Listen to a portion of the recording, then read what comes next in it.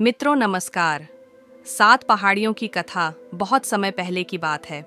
एक छोटे से राज्य के किनारे 7 विशाल पहाड़ियां थीं, जो अपनी रहस्यमयी गुफाओं, घने जंगलों और अद्भुत जीव जंतुओं के लिए जानी जाती थीं।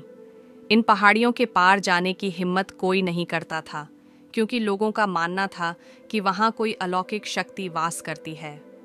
राजकुमार की जिज्ञासा राज्य के युवा राजकुमार अर्जुन सेन को हमेशा से इन पहाड़ियों के रहस्य को जानने की इच्छा थी। उसने बचपन से ही सुना था कि इन पहाड़ियों में छुपा एक प्राचीन मंदिर है, जिसमें अमृत का रहस्य छिपा हुआ है, लेकिन अब तक किसी ने भी वहां तक पहुंचने का साहस नहीं किया था। एक रहस्यमयी साधु एक दिन राजकुमार जंगल में शिकार करने गया तो उसकी भेंट एक साधु से हुई। साधु ने कहा, हे राजकुमार, तुम 7 पहाड़ियों की सच्चाई जानना चाहते हो, लेकिन वहां जाना आसान नहीं है। इन पहाड़ियों के रक्षक हैं 7 शक्तिशाली प्रहरी। यदि तुम उन्हें परास्त कर सको तो ही मंदिर तक पहुंच पाओगे। राजकुमार का उत्साह और बढ़ गया। उसने साधु से मार्गदर्शन मांगा। साधु ने उसे एक विशेष मंत्र और एक विशेष तलवार दी, जो उसे पहाड़ियों के खतरों से बचा सकती थी। पहली पहाड़ी, जल का प्रहरी। पहली पहाड़ी पर एक विशाल झरना था। वहां वरुणासुर नामक रक्षक खड़ा था, जो जल पर नियंत्रण रखता था। उसने राजकुमार को चुनौती दी, यदि तुम यह झरना पार करना चाहते हो तो मुझे हराना होगा। राजकुमार ने अपनी तलवार निकाली, लेकिन वरुणासुर जल रूपी होकर हर वार को विफल कर देता। तभी राजकुमार को साधु का दिया मंत्र याद आया। उसने मंत्र का जाप किया और अचानक झरने का जल शांत हो गया। वरुणासुर कमजोर पड़ गया और अंततः हार मान गया। दूसरी पहाड़ी, अग्नि का प्रहरी। दूसरी पहाड़ी पर एक ज्वालामुखी था, जहां अग्निकेतु नाम का रक्षक था। वह आग के गोले फेंककर राजकुमार का रास्ता रोक रहा था, लेकिन राजकुमार ने अपनी तलवार से चट्टानों को काटकर लावा का बहाव मोड़ दिया और रक्षक को पराजित कर दिया। तीसरी पहाड़ी, वायु का प्रहरी। तीसरी पहाड़ी पर पहुंचे तो वहां तेज आंधी तूफान चल रहा था।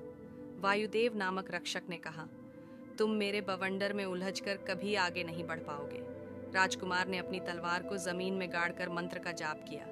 इससे वायु शांत हो गई और रक्षक को झुकना पड़ा। चौथी पहाड़ी, धरती का प्रहरी। चौथी पहाड़ी पर भूमि कंपन कर रही थी। वहां भूधरासुर नामक विशाल रक्षक था, जिसने पत्थरों का पहाड़ खड़ा कर दिया। लेकिन राजकुमार ने अपनी तलवार से एक रास्ता बना लिया और जीत गया।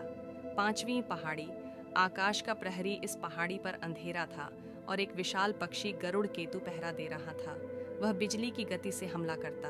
राजकुमार ने ध्यानपूर्वक उसकी चाल को समझा और एक सटीक वार से उसे परास्त कर दिया।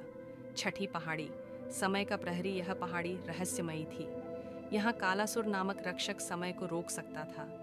जैसे ही राजकुमार आगे बढ़ता, समय धीमा हो जाता। तब राजकुमार ने ध्यान लगाया और अपनी आत्मशक्ति से कालासुर को हरा दिया। सातवीं पहाड़ी, माया का प्रहरी। अंतिम पहाड़ी सबसे कठिन थी।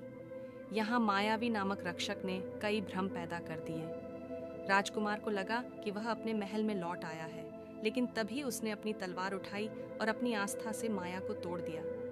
मंदिर और अमृतत्व का रहस्य। 7 पहाड़ियों को पार करने के बाद राजकुमार एक प्राचीन मंदिर में पहुंचा। वहां उसे एक शिलालेख मिला, जिसमें लिखा था, सच्चा अमृतत्व शक्ति में नहीं, बल्कि सत्य, धर्म और साहस में है। जो इन मूल्यों को धारण करता है वही युगों तक जीवित रहता है। राजकुमार को समझ आ गया कि अमृतत्व बाहरी नहीं, बल्कि आत्मा की शक्ति में है। वह अपने राज्य लौटा और एक महान राजा बना।